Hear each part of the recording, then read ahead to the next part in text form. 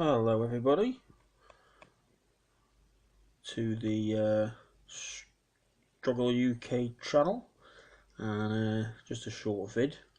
I'm on, as you can see, on the computer, checking up on today's sort of, as we're getting closer now to the general election, on the 8th, which is next Thursday.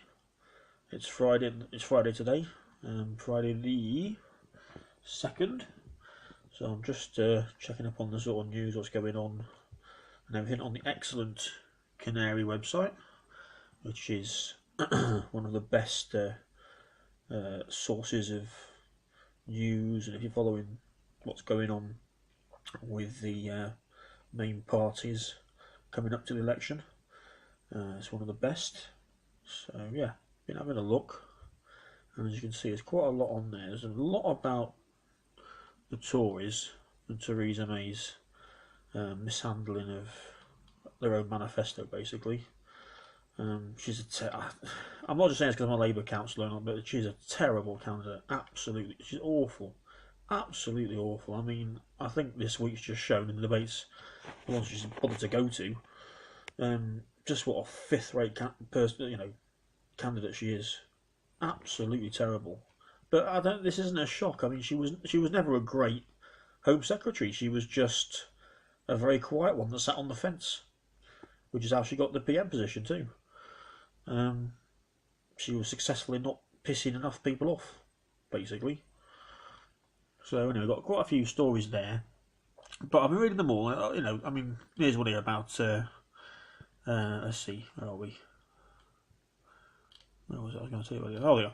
Even the Telegraph is now turning on Theresa May over her inability to answer questions. The Telegraph is mockingly known as the Tory graph because it's a Tory paper along with the Sun and the Mail. And I think that this is me is the turning point. You see, is that I think they've realised how piss poor she is, and even her own press are now turning on her because they're so angry that she's this inept and this awful, frankly. And I think they can see that she's just chucking it down the toilet, basically. And anyway, today, here's, I don't know if you saw Question Time last night, but there's Mr Davis, in charge of Brexit for the Tories, and it seems to be yet another U-turn, and this time on their immigration promises in the manifesto. So the U-turn on that one now. So basically, the manifesto is in complete disarray. The whole thing, their whole election strategy has been in disarray from the start, to be honest. When was it launched? 2 weeks ago, something like that? And it's just been awful. You've had the whole thing about the dementia tax immediately, which was Theresa May's idea by all accounts. And then the whole thing about what's the cap going to be, the limit. The whole thing about her not going to debates because she's scared of being asked questions by the public, but particularly challenged by other party leaders, which of course is just, again, how are you going to deliver a great Brexit negotiation when you can't debate with other party leaders? Of course, it's nonsense.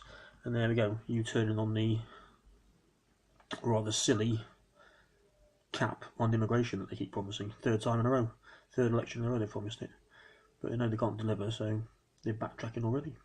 So there we are. But I saw the newspapers today, Morrison's, the Sun and the Mail, because I always read the front pages.